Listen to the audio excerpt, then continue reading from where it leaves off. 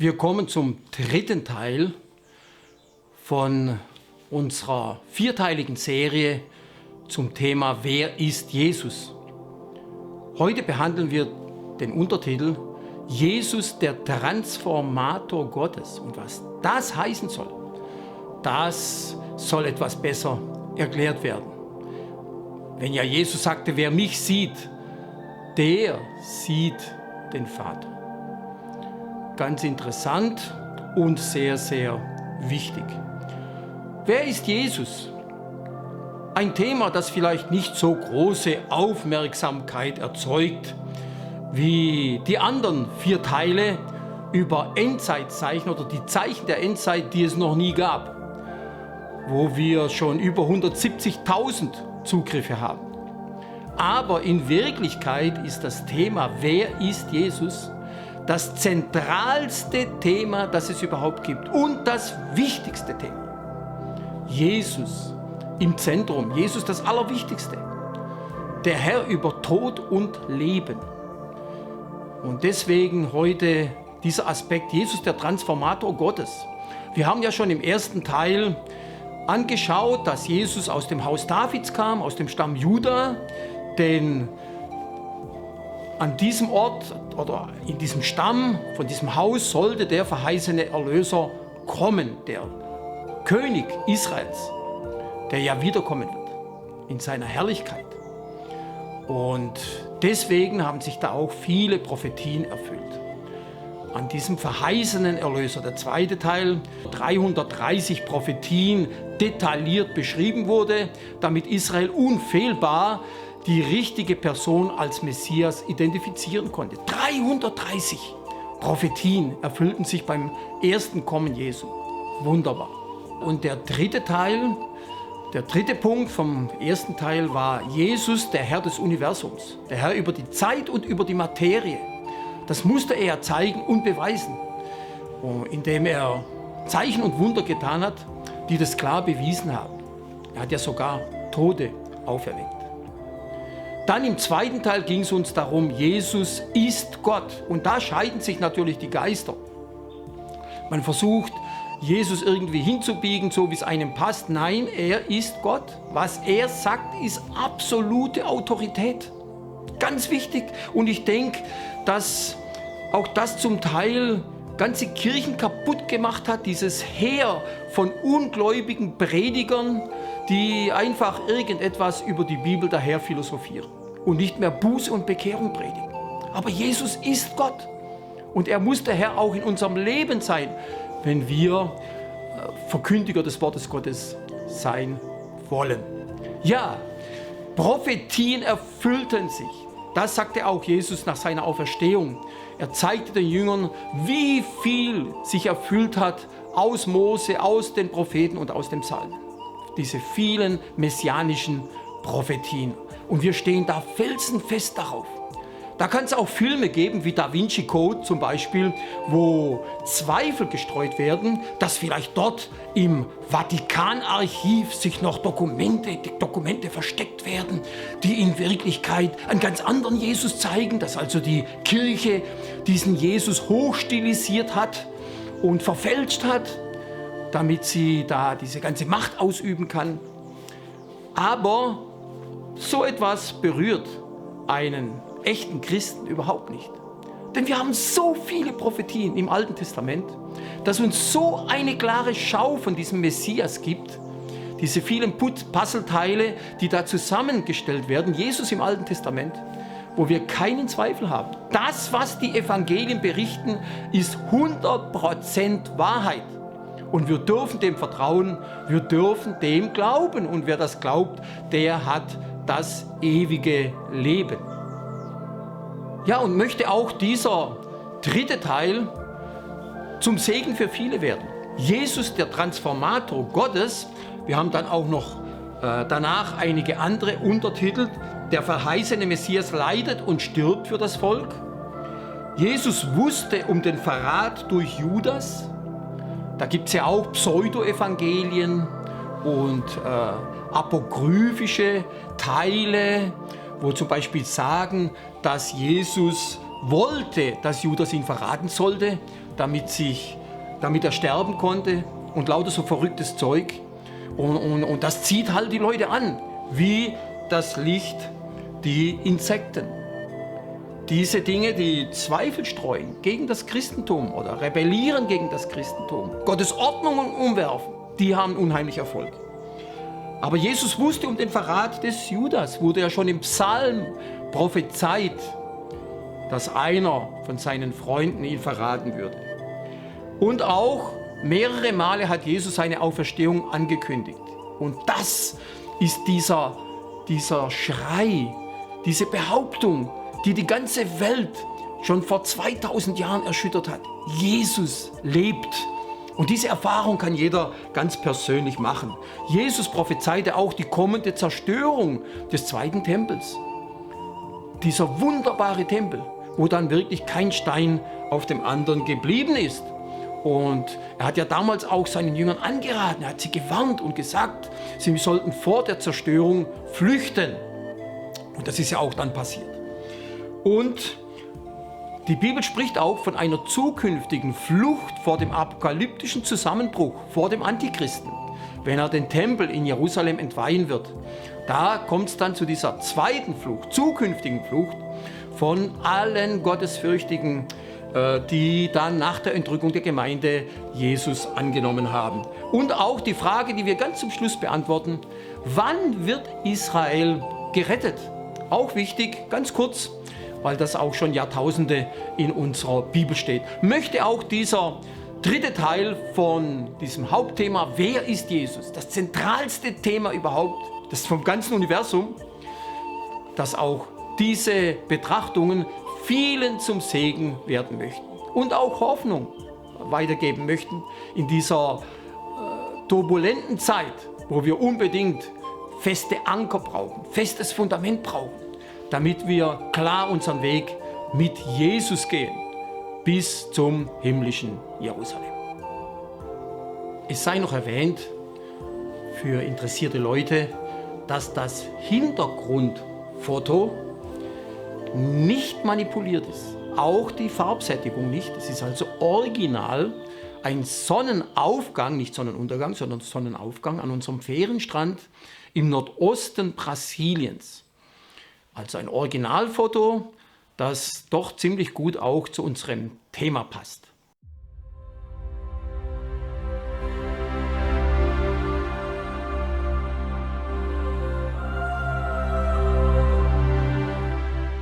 Wer ist Jesus? Wir kommen jetzt zum Teil 3 dieser wichtigen Botschaft, dieser wichtigen Frage, die ja auch viele Menschen umtreibt. Es wurden ja mehr Bücher über Jesus geschrieben, wie über irgendwelche anderen Persönlichkeiten. Wer ist Jesus? Jesus ist der Transformator Gottes. Was heißt das? Jesus spricht zu Philippus in Johannes 14,9: So lange Zeit bin ich bei euch und du hast mich nicht erkannt, Philippus. Wer mich sieht, der sieht den Vater. Oder wer mich sieht, der hat den Vater gesehen. Und wie sagst du, zeige uns den Vater? Ja, wer mich sieht, sieht den Vater. Das ist also ganz interessant. Wir können es auch so ausdrücken.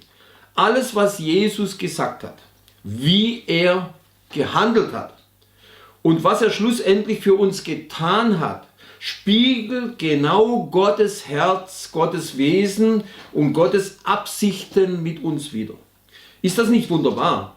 Anstatt dass wir über das Gott-Geist-Wesen grübeln und eine Gänsehaut über den Rücken läuft und Gott irgendwie für uns so ein magisches, mega zeitloses Wesen ist, dürfen wir auf Jesus schauen. Dann wissen wir genau, was Gottes Liebe, Barmherzigkeit und Opferbereitschaft bedeutet. Inklusive natürlich auch dem Ernst der Verlorenheit der Menschen ohne Jesus. Worüber ja Jesus auch ganz klar informiert hat. Was bedeutet das, Jesus als Transformator Gottes oder als der Spiegel Gottes? In Brasilien gibt es ja ein Riesenkraftwerk, dort an diesem Riesenfluss, diese Itaipu-Wasserfälle im Länderdreieck, dort ist ja das Länderdreieck Paraguay und Brasilien, teilen sich hier die Elektrizität und gleich nebenan ist dann auch noch die Ecke von Argentinien. Und dort gibt es ja auch diese wunderbaren Iguazu-Wasserfälle. Einige sagen, das sind über 200 Wasserfälle, man kann sie gar nicht richtig auseinanderhalten. Ist auf jeden Fall ein gewaltiges Naturschauspiel. Wunderbar. Ich habe Mitleid mit jedem, der dort nicht vorbeigehen kann und sagen kann, Gott, wie groß bist du. Dazu gibt es dort auch eine wunderbare Natur außenrum, ja, mit interessanten Tieren. Und es lohnt sich also dort 2 Tage zu verbringen. Ein Tag auf der argentinischen Seite und ein Tag auf der brasilianischen Seite. Ja, was passiert dort in Itaipu? Links oben, da wird also Elektrizität hergestellt. Und zwar mit 20 gigantischen Voigt-Turbinen. Normalerweise laufen 17. Und da werden also 6.600 bis 18.000 Volt erzeugt. Und die werden dann wegen dem langen Transport zu anderen Gegenden, werden die hochtransformiert. Der Strom wird hochtransformiert auf 500.000 bis 750.000 Volt. Das klingt sehr gefährlich. Und es sind dann natürlich auch riesen Masten und riesige Verbindungen und dicke Kabel. Ganz gefährlich. Und dann je nach Gegend wird der Strom dann wieder runter transformiert auf 230 Volt. Und wenn dann irgendwo große Fabriken sind, wirklich große Anlagen, die viel Strom brauchen, da wird dann der Strom abgegeben mit 69.000 bis 138.000 Volt. Und die Firmen, die transformieren dann den Strom selber runter. Wieso, wie sie es brauchen. In Brasilien gibt es eine Mischung zwischen 110 und 220 Volt. Also je nachdem, was die brauchen. Während dann eben der Strom, wenn er in die Nähe von Städten kommt, dann hat er 13.800 Volt. Und diese Ladung, die reicht dann für 5.000 bis 10.000 Haushalte.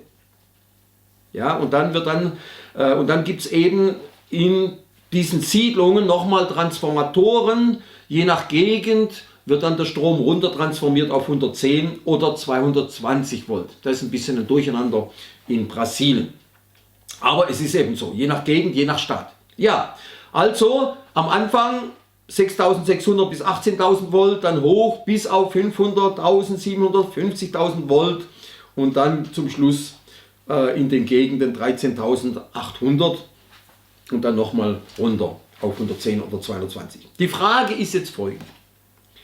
Was würde passieren, wenn wir 13.800 Volt direkt in ein Haus führen würden? Was würde da passieren? Oder 500.000 Volt oder 750.000 Volt. Das Haus würde regelrecht explodieren.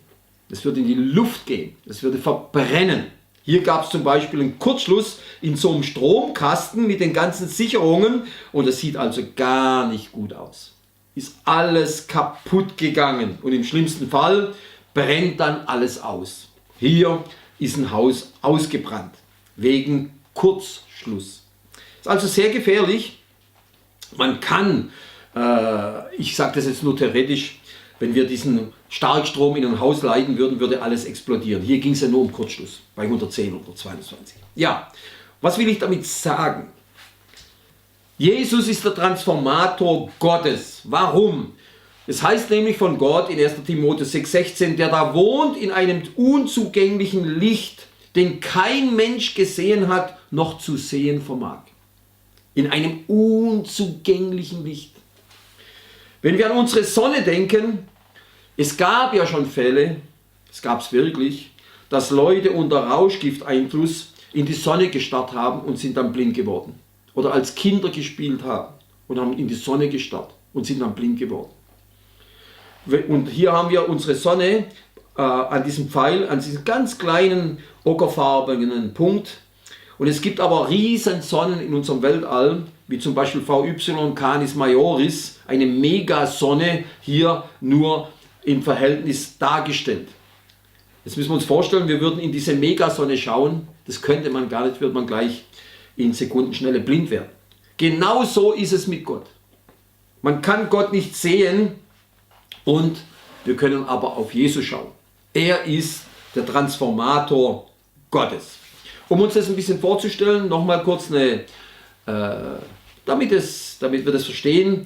Wenn wir also eine Runde um den Mond drehen mit einer Boeing, mit einem Reiseflugzeug, normales Reiseflugzeug, dann braucht das Flugzeug 12 Stunden um den Mond, einen halben Tag.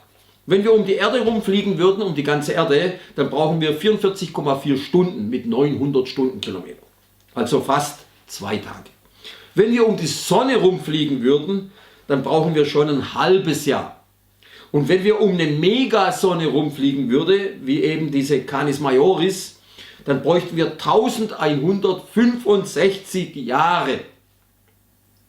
Also über 2000 Mal mehr wie um die Sonne rum. Nur als Vergleich, Gott ist wie eine Megasonne. Wir können Gott nicht sehen. Ja, wenn wir nur an unseren Kosmos denken, der so mega gewaltig ist, man schätzt auf 70 Milliarden Lichtjahre, und das ist ja nur eine Schöpfung Gottes. Ja, wer ist dann Gott? Was Raum und Zeit angeht und Energie, man kann sich das gar nicht vorstellen. Und deswegen haben auch die ganzen Völker irgendwas erfunden an Göttern. Die haben sich das irgendwie verständlich machen wollen und sind natürlich total auf falsche Wege gekommen. Aber Jesus sagt, wer mich sieht, der sieht den Vater. Dieser ist der Abglanz seiner Herrlichkeit und der Spiegel seines Wesens und trägt das Weltall durch sein Allmachtswort. Er hat sich, nachdem er die Reinigung von den Sünden vollbracht hat, zur Rechten der Majestät Gottes in den Himmelshöhen gesetzt. Er ist der Abglanz, er ist der Spiegel seines Wesens. Das heißt Zelem ha Elohim. Er ist der Zelem, das heißt der Spiegel, der Abglanz. Und das ist für uns verständlich. Das verstehen wir. Und das macht uns, da sind wir getrost. Wenn wir nämlich Gottes Wesen in Jesus erkennen und wie er uns liebt und lieb hat.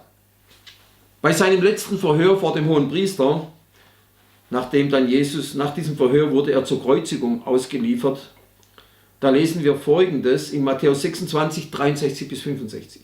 Darauf fragte ihn der Hohepriester noch einmal, ich beschwöre dich bei dem lebendigen Gott, bist du der Messias, der Sohn Gottes, oder nicht?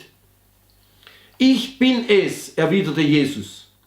Doch ich sage euch, in Zukunft werdet ihr den Menschensohn sehen, wie er an der rechten Seite des Allmächtigen sitzt und auf den Wolken des Himmels erscheinen wird. Das ist der himmlische Messias. Da zerriss der Hohepriester seine Kleider und sprach, er hat gelästert.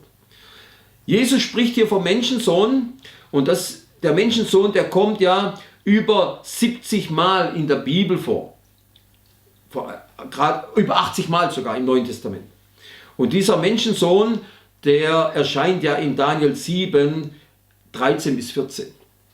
Der kommt auf den Wolken des Himmels, präsentiert sich vor dem allmächtigen Gott und bekommt dann die Macht über die ganze Welt. Dieser göttliche Messias, sehr bekannt im Judentum, auch bei den Rabbis. Und hier identifiziert sich Jesus mit dieser Persönlichkeit. Und der Hohepriester nimmt es nicht an. Das war die letzte Gelegenheit für die Bekehrung auch der religiösen Obrigkeit in Israel. Sie haben es abgelehnt. Er hat seine Kleider zerrissen. Das durfte er gar nicht. Das war vom Gesetz her verboten. Und dann ist die Nacht über Israel gefallen. Denn das war ja auch die Sünde wider den Heiligen Geist. Ja, aber Jesus hat sich als der himmlische Messias präsentiert und ausgewiesen. Er hat es nicht verleugnet. Er sagt sogar, ich sage euch, ihr werdet mich von jetzt an nicht mehr sehen, bis ihr sprecht, gepriesen sei, der da kommt im Namen des Herrn. Jesus wird also wiederkommen. Und Israel wird ihm dann wieder willkommen heißen. Und diesmal von ganzem Herzen, sie werden nämlich Buße tun. Gepriesen sei, der da kommt im Namen des Herrn, der himmlische Messias, der auf den Wolken des Himmels kommen wird. Ja, und Johannes, der Apostel Johannes in seinem Evangelium, er bestätigt sehr wichtige Dinge. Das ist hier ein Augenzeugenbericht. Und er bringt hier wichtige Dinge. Er bestätigt nämlich die Erfüllung biblischer Prophetien beim Tod Jesu bei der Kreuzigung. Ich lese mal aus Johannes 19, 31 bis 37. Es war der Tag vor dem Sabbat, der diesmal ein hoher Festtag sein würde. Deshalb baten die führenden Juden Pilatus, dass den Gekreuzigten die Beine gebrochen würden. Man wollte sie vom Kreuz abnehmen lassen, damit sie nicht den Sabbat über dort hängen blieben. Warum wollte man denen die Beine brechen? Damit sie dann anschließend sofort sterben würden. Da würden die nämlich ersticken, die könnten sich dann nicht mehr abstützen als Gekreuzigte. Also die wollten den Tod beschleunigen. Die Soldaten gingen nun zunächst zu dem einen, der mit Jesus gekreuzigt war, und brachen ihm die Beine. Und dann zu dem anderen. Und als sie an Jesus vorbeikamen, merkten sie, dass er schon gestorben war. Deshalb brachen sie ihm die Beine nicht. Einer von den Soldaten stach ihm allerdings mit dem Speer in die Seite, da kamen Blut und Wasser heraus. Also für alle Leute, die irgendwie zweifeln, dass Jesus wirklich gestorben war, ich habe neulich mal wieder mit einem Mann geredet, der hat gemeint, Jesus war wahrscheinlich nur scheintot. Also ihr könnt mit jedem Mediziner reden, mit jedem Arzt, wenn Blut und Wasser herauskommt, ist es das klare Zeichen, dass der Mensch tot ist. Dieser Bericht stammt von einem Augenzeugen, nämlich vom Apostel Johannes. Was er sagt, ist zuverlässig und er weiß, dass es wahr ist. Er bezeugt es, damit auch ihr zum Glauben findet. Denn das alles geschah, damit die Voraussagen der Schrift erfüllt würden. Das ist jetzt ganz wichtig. Es wird ihm kein Knochen gebrochen werden. Hier wird vom Passalamm gesprochen. Und da steht ja in 2. Mose 12, 46 und im Psalm 34, 20, dass kein Knochen gebrochen werden dürfte. Und das ist dann bei Jesus genauso auch passiert. Die Beine wurden ihm nicht gebrochen. Und an einer anderen Stelle, da bezieht sich Johannes auf Sacharja 12,10, sie werden auf den schauen, den sie durchbohrt haben. Andere Bibelübersetzungen sagen sogar, sie werden auf mich schauen, den sie durchbohrt haben. Ganz wichtige Dinge. Denn in Sacharja 12, 9 bis 10 heißt es, an jenem Tag werde ich darauf bedacht sein, alle Völker zu vernichten, die gegen Jerusalem angerückt sind. Da geht es ja um die Endschlacht auf Armageddon am Ende der großen Trübsal. Unter der teuflischen Verführung wird die ganze Welt gegen Jerusalem anrücken. Und ich werde den Geist der Gnade und des Flehens ausgießen. Und sie werden zu mir aufschauen. Sie, das sind die Juden. Sie werden zu mir aufschauen, den sie durchbohrt haben und werden bitterlich weinen. Hier spricht der Gott Israels, der die Völker vernichten wird. Und die gleiche Person sagt, sie werden zu mir aufschauen. Das ist der gekreuzigte Gott Israels. Ja, ganz wichtig. Oder auch in Matthäus 24, 29 bis 30, alsbald aber nach der Drangsal jener Zeit, jener Tage, das sind die apokalyptischen 7 Jahre, wird die Sonne verfinstert werden und der Mond seinen Schein nicht geben. Und die Sterne werden vom Himmel fallen und die Kräfte der Himmel werden erschüttert werden. Und dann wird das Zeichen des Sohnes des Menschen in dem Himmel erscheinen und dann werden wehklagen alle Stämme des Landes. Hier geht es in erster Linie um Israel. Und sie werden den Sohn des Menschen kommen sehen auf den Wolken des Himmels mit Macht und großer Herrlichkeit. Hier spricht Jesus von seinem Wiederkommen, genauso wie er das dem Hohenpriester prophezeit hat. Und sogar in Offenbarung 1,7 heißt, siehe, er kommt mit den Wolken und jedes Auge wird ihn sehen. Auch die ihn durchstochen haben. Und alle Stämme des Landes werden um ihn wehklagen. Ja, Amen. Da geht es immer um das Zitat aus Sacharja 12,10. Und da geht es in erster Linie um die Buße und Bekehrung Israels, um die Hinwendung zum Messias. Eben verbunden mit Matthäus 24,30. Ja, oft ist Jesus aus dem goldenen Tor oben vom Tempelplatz heruntergestiegen ins Kidrontal und dann wieder etwas hochgestiegen am Hang des Ölbergs bis in den Garten Gethsemane. Auch ein ganz wichtiger Platz, denn dort hat ja Jesus gebetet. Es war ja dort, wo sich die Schweißtropfen in Blut verwandelt haben, in dieser Agonie, in diesem Sterben Jesu. Er wurde dann ja auch ganz speziell von einem Engel wieder gestärkt. Und manche sagen, dass diese alten Ölbäume Jahrtausende alt sein können. Es ist also durchaus möglich, dass diese Bäume das Gebet Jesu miterlebt haben. Nicht nur das Gebet Jesu, sondern auch den Verrat des Judas. Das hatte Jesus ein paar Mal vorher prophezeit. Er hat gesagt, Vater, ich habe keinen von denen verloren, die du mir gegeben hast, außer den Sohn des Verderbens. Und er hat auch Judas dann bei diesem sogenannten letzten Abendmahl, in Wirklichkeit war das erste Abendmahl, denn vorher war es ja das jüdische Passa- und Sederfest, dann hat er Judas als den Verräter gekennzeichnet. Er hat es gewusst von Anfang an. Und es hat sich dann genau so erfüllt. Als Judas kam und hat ihm diesen verräterischen Kuss gegeben und dann wurde Jesus abgeführt und dann wurde diese ganze Kreuzigung eingeleitet. Dort im Garten Gethsemane. Dort hatte Jesus auch gebetet, ganz wichtig für uns. Ich bitte aber nicht allein nur für diese, seine Jünger, seine Apostel damals, sondern auch für die Menschen, die durch ihr Wort an mich glauben werden oder zum Glauben kommen werden. So geht es also zu. Das ist die Realität im Gemeindezeitalter, dass andere Menschen durch unser Zeugnis, durch unser Wort zum Glauben kommen. Das hat Jesus vorausprophezeit. Und das erfüllt sich ja heute weltweit. Er hat auch von seiner Kreuzigung gesprochen. Von seiner Todesart hat er prophezeit.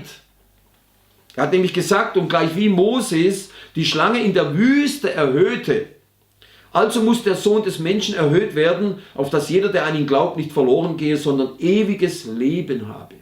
Genau so wie Mose diese Schlange an einer Stange hochgehoben hat und jeder, der von diesen Schlangen gebissen war, der hingeschaut hat, der ist dann nicht gestorben. Genauso schauen heute Menschen nach Golgatha im Glauben und sie kommen dann auch vom Tod zum Leben, sind sie dann durchgedrungen. Ein bewusstes Zeichen, persönlich und entscheidend, Ausdruck echter Buße und von Glaubensgehorsam. Diese Parallele zwischen dieser Schlange in der Wüste von Mose und Jesus, der dort am Kreuz hängt. Ja, und auch nach seiner Auferstehung heißt es ja hier in Johannes 2,22, und als er nun von den Toten auferweckt war, erinnerten sich seine Jünger, dass er dies gesagt hatte. Und sie glaubten der Schrift und dem Wort, das Jesus vorausgesagt hatte. Also auch hier werden die Menschen wieder klar auf das Fundament der Schrift gestellt. Wir dürfen der Bibel vertrauen. Diese Auferstehung Jesu war das große Wunder. Alle anderen Wunder und Zeichen waren nur dazu da, um dieses vorzubereiten. Die Auferstehung war die erste in der Geschichte der Menschheit und das wichtigste Ereignis im ganzen Universum. Und dieser Schrei, sagen wir mal so, diese Behauptung, Jesus lebt, hat die ganze damalige Welt erschüttert. Und das ist gewaltig. Jesus lebt.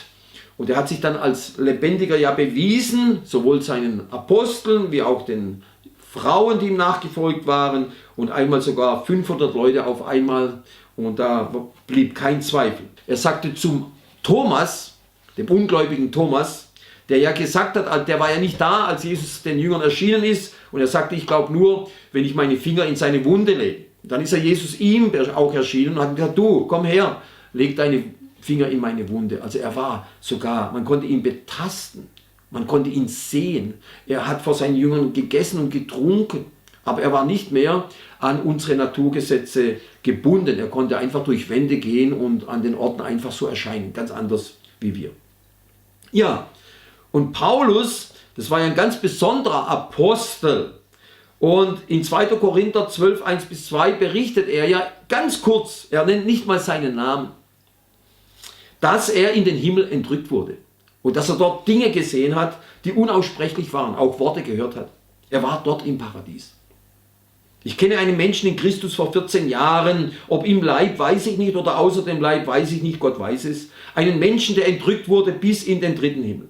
Und ich kenne einen solchen Menschen, ob im Leib oder außer dem Leib weiß ich nicht, Gott weiß es, dass er in das Paradies entrückt wurde und unaussprechliche Worte hörte, die der Mensch nicht sagen darf. Er war also dort, wo wir eines Tages sein werden. Und ich denke, Paulus brauchte das, weil er unheimlich gelitten hat. Und er hat ja besondere Offenbarungen bekommen und auch einige Geheimnisse gelüftet, die Gott ihm geoffenbart hat. Zum Beispiel über die Entrückung, über die Gemeinde oder über die geistliche Wiederherstellung Israels. Und übrigens eben Paulus, er beschreibt das in 2 Versen. Es gibt heute Leute, die ganze Bücher schreiben, dass sie irgendwie im Himmel waren bei einer Nahtoderfahrung oder sonst irgendwas, schreiben ganze Bücher, was sie da gesehen haben, andere beschreiben, was sie in der Hölle gesehen haben. Und ich persönlich würde das niemandem empfehlen, solche Dinge zu lesen. Das können persönliche Erfahrungen sein. Ich will es jetzt nicht mal wegdiskutieren, aber auf keinen Fall darf man sowas als außerbiblische Offenbarungen nehmen. Ja, und das war eben, und das Zeugnis und die Gewissheit von Paulus, die haben ihn geprägt, weil er war schon im Himmel. Und er sagt in Philipper 1, 23 bis 24, ich fühle mich hin und her gerissen. Einerseits sehne ich mich danach, hinüberzugehen. Das ist ganz interessant. Also mir gefällt dieser Ausdruck, hinüberzugehen und bei Christus zu sein. Denn das wäre bei weitem das Beste. Andererseits ist es wegen euch nötiger, am Leben zu bleiben. Also Paulus sagt, ich würde schon mal gern hinübergehen. Er war ja schon dort und er wusste das. Wir sehen immer nur das Traurige, da ist ein Mensch gestorben, der liegt jetzt im Sarg und dann die ganze Trauer und die Not und das Fehlen, das ist ja alles normal, das ist menschlich. Aber Paulus zeigt uns hier die andere Dimension, die andere Seite, hinüberzugehen und bei Christus zu sein. Ist doch wunderbar und das ist ein großer Trost für uns. Ja, Jesus hat eben Dinge prophezeit, damit wir seinen Worten glauben. Er hat sichtbare Dinge behauptet, die sich dann im Nachhinein erfüllt haben. Wie schon erwähnt, manchmal sofort, danach, manchmal Tage später, Wochen, Monate, Jahre, Jahrzehnte, Jahrhunderte, Jahrtausende. Zum Beispiel hat er prophezeit, dass dieser wunderbare Tempel zerstört werden würde, den ja der Herodes so hergerichtet hat, über Jahrzehnte, da waren zum Teil 10.000 Leute beschäftigt, über Jahrzehnte, dass dieser einfache Tempel aus der Zeit Nehemias und Esras wieder an die Herrlichkeit vom Tempel Salomos herankam und sie vielleicht sogar übertroffen hat. Und dann sagt Jesus plötzlich, hier wird kein Stein auf dem anderen bleiben, der nicht zerbrochen wird. Er hat seinen Jüngern sogar Anweisungen gegeben, dass wenn sie Jerusalem von einem feindlichen Heer eingeschlossen sehen würden, dass sie dann flüchten sollte. Auf keinen Fall sollten sie hinter den Mauern Jerusalems Schutz suchen, sondern sie sollten aufs freie Land flüchten. Und ein Mann, der das erlebt hat, Josephus Flavius, ein Augenzeuge, hat er die Bücher geschrieben, der Heilige Krieg, und hat das alles beschrieben als Augenzeuge, dass als die Römer im Ganzen 1,5 Millionen Menschen massakrierten, keine Jünger Jesu dabei waren. Denn sie waren vorher geflüchtet. Ganz interessant. Ganz interessante Details. Also Jesus sprach da damals von dieser Tempelzerstörung und er hat auch prophezeit, dass es zukünftig wieder einen anderen Tempel geben würde in Jerusalem. Da ist dieser Unterbruch von 2000 Jahren. Diese Details, auch die Flucht, die Jesus angeordnet hat, diese zukünftige Flucht bei diesem apokalyptischen, antichristlichen Tempel, sagen wir es mal so, der vom Antichrist entweiht wird, diese ganzen Details, die behandeln wir eben im prophetischen Nussknacker. Ja, das sind eben Dinge, wo Jesus hier sagt, betet aber, dass eure Flucht nicht im Winter geschehe, noch am Sabbat. Und dann wird diese große Trübsal kommen und wir merken, Jesus redet hier nicht mit der Gemeinde, sondern er redet mit einer anderen Gruppe, die in den 7 apokalyptischen Jahren gläubig werden. Die wurden also nicht mit der Gemeinde entrückt vor diesen apokalyptischen Jahren, sondern die sind jetzt in dieser Trübsal und Jesus gibt hier ganz besondere Anordnungen an diese gottesfürchtigen, gehorsamen Juden, die dann aus Israel flüchten werden. Warum? Der Tempel wird ja entweiht und der Antichrist setzt sich in den Tempel, das offenbart Paulus in 2. Thessalonicher 2,4 und gibt sich als Gott aus. Und das ist der große Abfall, wenn die ganze Welt diesen Supermenschen, diesen Übermenschen, diesen Superman Ja, wie eine Comicfigur. Der wird genau die Wunschvorstellungen der Menschen erfüllen und sie werden ihn als Gott anbeten. Deswegen sagt der Jesus, wenn ihr nun sehen werdet den Groll der Verwüstung, davon gesagt ist durch den Propheten Daniel, ganz wichtig, dass er steht an der heiligen Stätte, wer das liest, der merke darauf. Also wer da irgendwie an die Gemeinde denkt und einen Abfall in der Gemeinde, dass sich der Antichrist in die Gemeinde setzt und so weiter, der legt die Bibel nicht richtig aus. Denn wenn Daniel vom Groll der Verwüstung an heiliger Stätte spricht, Daniel kannte die Gemeinde nicht, die Propheten Israels kannten die Gemeinde nicht, das war ein Geheimnis, das war noch verborgen, das wurde dann erst später, vor allem durch Paulus geoffenbart. Also bitte legt den Propheten nicht Dinge in den Mund, das ist absolut unmöglich von der biblischen Lehre her. Daniel hat vom Tempel in Jerusalem gesprochen, von einem zukünftigen Tempel, der eben vom Antichrist entweiht wird. Und auch in dieser zukünftigen Zeit, sagt Daniel 12,1, ein Engel offenbart es dem Daniel, der spricht hier mit Daniel und offenbart die Zeit, in der Israel gerettet wird, als Volk, als auserwähltes Volk, die geistliche Wiederherstellung. Denn es wird eine Zeit der Trübsal sein, wie es noch keine gab, seitdem es Völker gibt bis zu dieser Zeit. Da spricht der Engel von der großen Trübsal. Aber zu jener Zeit wird dein Volk gerettet werden. Und Christen stellen Fragen und Fragen, wie geht es zu mit Israel, wann wird Israel gerettet? Und das steht schon 2500 Jahre in unserer Bibel. Da steht drin, Israel wird in der großen Trübsal gerettet. Daniel 12,1.